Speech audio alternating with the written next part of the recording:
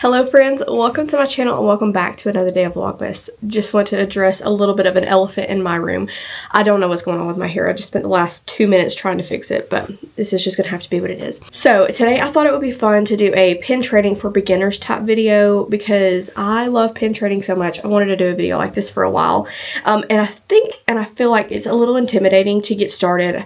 I feel like there are so many rules. You don't know where to get pins, how to trade. So I thought this would be a fun little video kind of getting started, what accessories we use, where we get our pins, and then maybe if I have a little bit of time, I will show you our collection. So let's get into it. So you may be asking, what is pin trading? So it is where cast members and Disney goers like yourself or myself trade enamel Disney pins in the parks. So there are pin boards scattered around the parks and the resorts, and you can just trade these pins. There are some rules to go with that. So you can only trade 2 pins at a board in a day per person. And then not most of the time, they want you to do Disney licensed pins. There are things called scrappers that you need to look out for. They are super hard to differentiate between. I really don't care if I trade a scrapper off the board. Like, I put a good pin on and get a scrapper if I like it. I try my best not to put scrappers on the board. You can tell the difference between a good pin and a scrapper just the way it looks. Let me see. I know I have scrappers. So the way to tell between a scrapper, there are many ways. If the white is kind of yellowed, I have never been able to get down checking the back. So I'm going to need like other pin experts to let me know down below in the comments or whatever. But you can tell from the back, and you can just tell by the look of the pin. So I think this one is a fake, like a scrapper pin. And the way I can tell is just the paint, like the enamel on the pin. And I probably can't get it on camera, but you can just kind of tell the quality of the pin. It's just not exactly the same as this one that I bought in a Disney store to trade.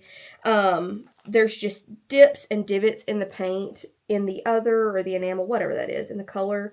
And this is just very smooth and just looks great. So you want to watch out for scrapper pins. If you like a scrapper pin, you are more than welcome to take one off the board. But it's pretty frowned upon to put scrapper pins on the board for a good one in exchange. If cast members are pin traders, they will typically kind of look over your pins. I've had that happen before you put them on the board, so you don't put a scrapper on there. But that is another one of the rules. You can also find pins on cast members. They have either lanyards on them or these cute little, like, little bitty boards that they wear on their belts, and you can trade with them. And then you can trade in the parks with other people. I know in Epcot, they sit under the Epcot ball, Planet Earth, Spaceship Earth, near the stores under Spaceship Earth. In Magic Kingdom, they do it in front of Frontierland. Hollywood Studios, I have seen them set up across from the Starbucks. And then Animal Kingdom, I don't think I've ever seen, like, pin traders set up in Animal Kingdom. I do know that they've started this thing where they line up, cast members line up in a line. I think it's in front of like Tiffin's, like right before you get to the walkway to Pandora. I think that's where it is, but I may be wrong. But they line up and they have really good pins out. So that is kind of the basics of pin trading, the basic rules. Now to get your pins, where do you get pins to start out? So Disney does sell lanyard pin trading starter kits, and it typically comes with a lanyard and 4 pins from a set. You can also buy their mystery pin boxes. I love doing mystery pin boxes. They are a bit pricey, and that is where a lot of it's harder to get into because it is a little expensive to get started, and it's an expensive hobby to have, period. But you can do the pin trading boxes in Disney, or not the pin trading boxes, the mystery pin boxes in Disney World. They also sell just pins on these backer cards. I think people call them rack pins, and it's just a singular pin. I do not trade rack pins, one, because they're expensive, and two, I buy rack pins to collect. So a lot of the rack pins that I bought, I just put on my pin board. So, but people do that. There are budget-friendly options for pins, so I'm going to share those and some things to look out for when buying budget-friendly pins. So I forgot to mention that you can pin trade in the parks, in Disney Springs, and on the Disney Cruise Line. I desperately want to get back on a Disney cruise and pin trade there. That is where I started my pin trading when I was much, much younger, and just pin collecting in general. So just that little backup disclaimer. So find cheap pins is my biggest recommendation. Like price per pin, I like to stick to like $2 to $3 per pin. So the rack pins that are like $15, $12 to $20, that is just not good bang for your buck. So Amazon has some good deals on Disney licensed pins, and that is what you have to look for. So Box Lunch sells Disney licensed pins. Loungefly sells Disney licensed pins. That's what you want to look for. So I bought this set. It came in a set of 4 for $5, and there was a limit of 3. And these are just the Funko Pop Wakanda pins, and I have seen a lot of these. I saw this recommendation on TikTok. I don't remember her name, but she is great about sharing about Disney pin sales, and so Amazon has tons of packs that have multiple pins that go on sale every once in a while. I think that this pin set is on sale right now on Amazon. You can also do Shop Disney. They have sales every once in a while on pins. Typically, I've seen, I mean, it's all the time, but I've seen in the fall where they mark down pins that didn't really do well. Like the Wish, I think that's that Disney movie, Wish? I don't remember. But those pins didn't really do well, and so they were on the Disney site for like $3 a piece. If you can match that up with a free shipping or get a lot of the pins and make that worth it, that is a really good option. Just in general with their sales, I just bought 3 packs of a mystery pin set, the 2025 mystery pin set. They were on sale, like it was like a last minute Christmas sale, and then I had a code for free shipping, and so I will have some traders for sure. That is a good way to do it. I like to shop the Disney store sales. It's not Shop Disney anymore. I like to shop the Disney store sales. They get up to 25, 30, sometimes 50% off. Not all of the pins, but some of them, and that's a really good time to grab. You can also stack your Disney Visa card. They have some sales for that, and annual pass holder sales. And so that is a really good time to buy on Disney, like the Disney store. That is definitely not the cheapest way to do it. Like, they don't have the cheapest pins. When they have the, what are those called? The munchlings, like a bigger pack of pins, more than just 2, that is a good way to do it. But that is one way to know for sure that you're buying Disney licensed pins and you're not getting scrappers. And Amazon is another way. I also love to go into Box Lunch. I don't have one really, really close, but they are always having sales on their Disney pins, and those are tradable in the parks. And so they come in these little bitty boxes, and I mean, they have like rack pins, but you can also do their mystery pins that I have a couple in my collection, specifically in my Cinderella. I don't know exactly where the Cinderella collection is behind me. I think it's that one right there. But a lot of my Cinderella pins are Loungefly and from Box Lunch. So that is an option that I didn't really know about until I did some more research for myself and kind of figured out, okay, I don't just have to buy pins in Disney World. So my next favorite way to get pins is in this Disney pin trading Facebook group. It is not strictly just, I'm sorry, I talk with my hands. It is not just strictly pin trading, but you can trade. There are some really good sales there are sellers that sell pins for $3, $5 a piece, and I have found some really good pins there. The Facebook group is really, really great about enforcing the rules in selling good pins, not scrapper pins.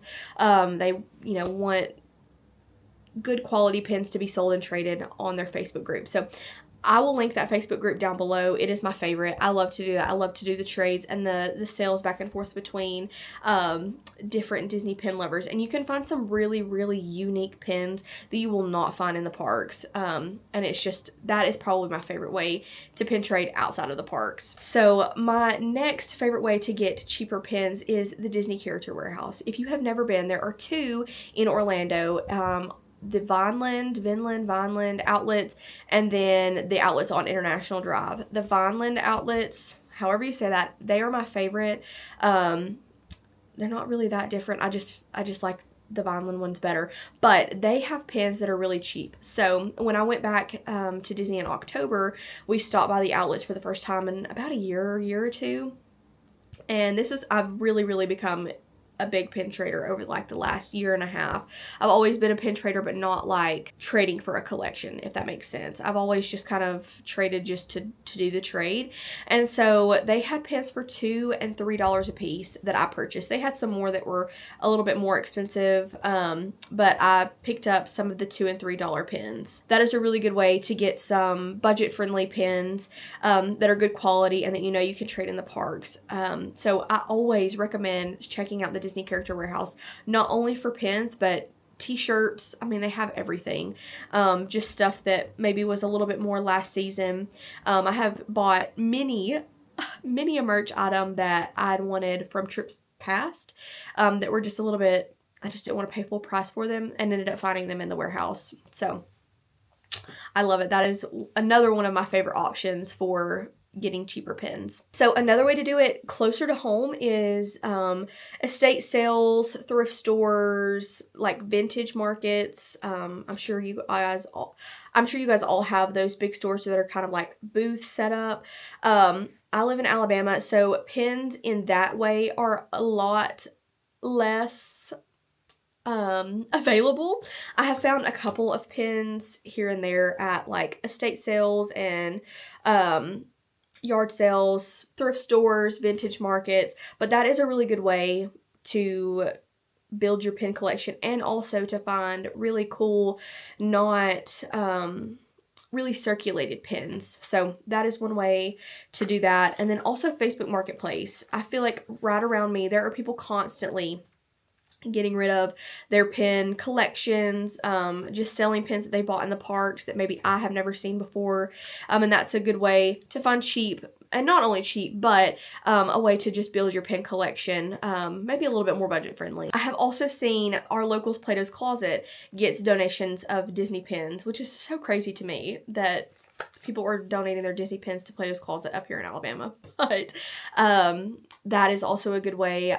Every time that's happened, they post it on their Facebook page. And so maybe that's something you've never thought about before. So kind of keep an eye out on that. Maybe your Plato's Closet will also get some Disney pins in. I still to this day wish that I would have gone and picked up those pins. They're an hour away, so it wasn't like super close, but they had a cute little Mickey in a Darth Vader costume. I wish I would have got that pin. So that is all of the ways that I get my pins. That is how I have started my collection. I also use eBay. I would be kind of careful of that, especially getting like the big bags of pins, because most of the time they send scrappers. And so if you're fine with having a scrapper collection just to collect, go ahead. But be courteous and mindful of trading those in the parks to people. I don't really care, but I do know it can be disappointing. I have been disappointed before doing a trade and coming to find out that it's a scrapper and it's not as good as it looked. That's my bad for not looking at the pin that I picked better. But just be careful about buying on eBay, because a lot of people are not sending good pins, and you could very well get turned away. Cast members could tell you, no, you can't trade that pin. It doesn't happen very often, I don't think. We've only ever had like one or two cast members like want to look at our pin before we traded, but that is that. I also kind of wanted to go through some of the items that we used to pin trade and then give you like a little bit of an overview of our collections before I end this video. So as you can see, we kind of hoard our our pin collections in different ways.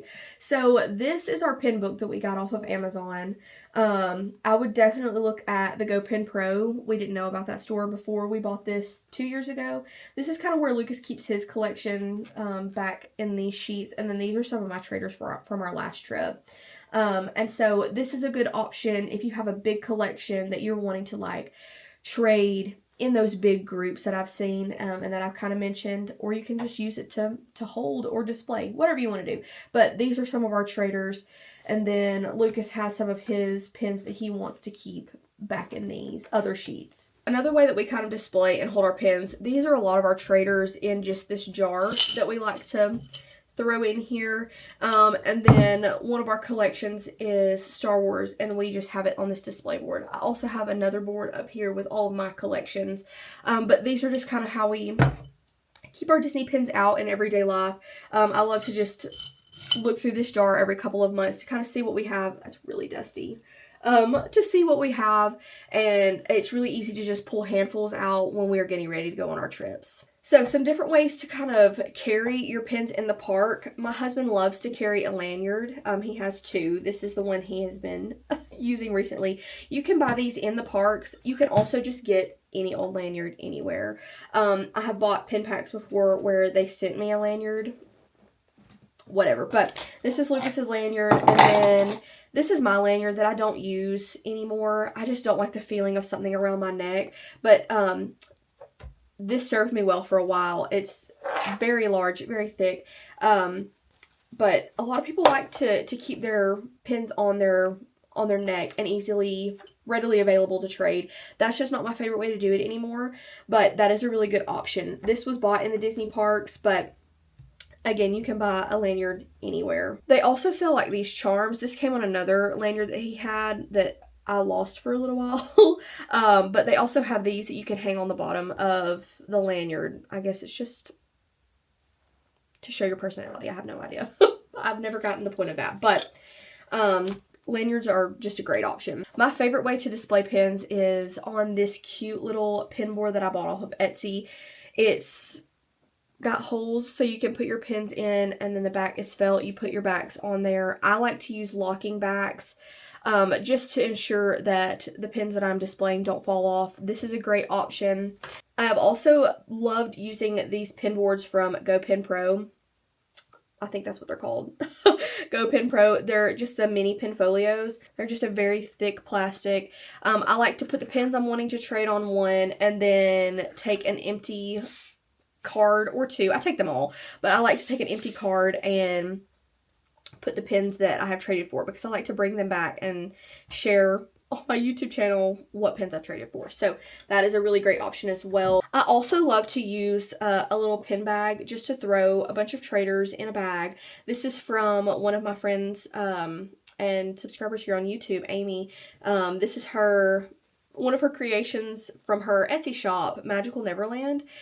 I love to just throw a bunch of pins in the bottom of this bag, cinch it up, and then just throw it in my purse or whatever I'm carrying, and I just can pull this out and know that I have traders. I have 2 of these bags, and so I like to keep my traders in one and then throw the pins that I'm going to keep in another. So those are some beginner tips on how to get started pin trading. That is a lot of the things that I use, how I've gotten my pins, how I've built up my collection. Next, I'm going to show you our 2 collections, and then we will end this video. So this is our Star Wars collection. A lot of these pins were traded for in the parks. These 2 we bought at the May the 4th celebration. These 4 pins I bought off of the Facebook group. This pin was bought in the parks. That pin was bought in the parks. That pin was bought at the Character Warehouse. I don't know if you can trade these fig pins, but Lucas didn't want to trade them. So, like I said, most of these were either bought in the parks or traded in the parks. Turning it around, we have another May 4th pin that was purchased in the parks. These were bought off of Shop Disney in the parks. That is a pack on Amazon that we have just found in the parks and traded for. I think there's 2 more that we're missing, but we love, obviously we love Star Wars. And so this is a shared collection between me and my husband. We both contribute to it, but a lot of these are his. I think he has almost collected all of these. I think there's 2 different series of these, like Tsum Tsum. I think that's what they're called, Tsum Tsum pins, but he loves his Star Wars collection. So next is my pin board, technically. Lucas gifted me this pin board with a few different pins on it back in 2018, I don't remember. And so I am very quickly outgrowing it. So we're just going to start up here in the top corner. This is my Little Mermaid collection. The shadows are going to give us a problem. This is my Little Mermaid collection. I'll move it over. And so some of these were bought on eBay. That was eBay. That was also eBay. And then the rest of these were traded in the parks. And then that was on the Facebook group. This was a pin in the parks. And it may still be in the parks. This is just kind of like a hodgepodge. I love the color. Whoops. I love the color purple. And so these are just kind of some purple pins. I love this pin set. This is the Haunted Mansion. So I love these pins. That's the Haunted Mansion. That is the Magic Kingdom. This was a vintage market find. Let me try and fix this lighting. This is very obnoxious. Okay, much better. So, this was a vintage market find that my brother got for me. This is one of my prized pin possessions. And Lucas traded for this. He loves it. These are just pins that don't really fit anywhere, but we love them so much. And so we're going to keep them until maybe we decide not to. I don't really know. Down here is kind of my memorabilia Disney pins. I don't really know what to call them. So I love to collect pins from every resort that I have stayed in. And so I need to move that one somewhere else. So I love to keep pins from all the resorts we've stayed in. So we've stayed in Pop Century, Art of Animation, we have stayed at Animal Kingdom Lodge, Fort Wilderness, and Caribbean Beach Resort. And then just pins from, this was gifted to me. My best friend went to Disneyland and brought me back home a Cars Land pin. And then just some from our favorite rides. I love Guardians of the Galaxy. We got a pin to commemorate the 50th anniversary, which was so, so special. She also bought me this Disneyland Starbucks pin and then another Disneyland pin. And then I got a pin to commemorate let me zoom you in just a little bit. To commemorate my first Halloween party for Happily Ever After, because that is my very favorite show. We kind of move up to just some other pins. This is a fantasy pin that my friend Meg made. And that one, these are not tradable. I would never. This is my Vlogging Mickey pin. And then just one that I like that I'll probably trade away. This was also a gift from Brennan. It doesn't really fit in a collection. So these kind of like flow together. And then Lucas made this little heart with a picture underneath it on the original pin board before I kind of took it over and made it what it is today. These pins were a gift from my friend Holly. She did a semester abroad and brought these back from Disneyland Paris. So I have never opened them. I probably should, but it just, right now I just can't bring myself to open it and take it off that beautiful backer card. So next we'll get into my Peter Pan Tinkerbell collection. So some of these pins I may trade away, like that one and that one. I really don't care for it. This one is probably my favorite in this set. It is like a box lunch lounge fly type situation, but it is the fish and Tinkerbell from the movie. And then I love this pin of Minnie as Tinkerbell. I love this teeny tiny little Tinkerbell pin too. This was off the Facebook group. That one was also off the Facebook group, as was that one.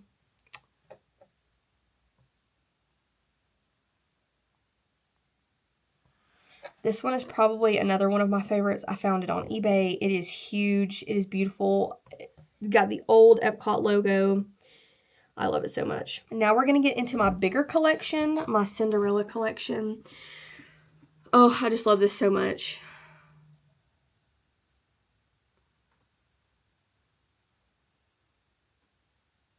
So out of this collection, I think this pink dress may be my favorite, and I got it off of eBay. I don't know where it came from, if that was Disney or what. This was a trade. It was a rack pin that somebody had taken off and traded. So proud of that find. This pin was actually from a local pin trader. We met up and I need to give her a pin. I forgot to bring my traders, but traded for this pin. A lot of these are Loungefly, like I mentioned. These two are rack pins, but Cinderella is probably my largest collection. Kind of. I really don't know. But I love those pins so much. Her in her blue dress, the blues are just so pretty. I pulled this from a Disney mystery pin set. I bought one box and this was the only thing that I wanted. So I literally have no idea how I managed that. Okay, so that is it. That is pin trading for beginners. I hope that this was okay. If it was not okay for beginning to pin trade, then you got to see my collection and how I pin trade. Thank you guys so much for watching. I hope you liked this video. Let me know down below if you do collect. What collections do you have? I'm so interested to know. I would love to start another collection of something soon. Thank you guys so much for watching, and I hope to see you in the next video. Bye, guys.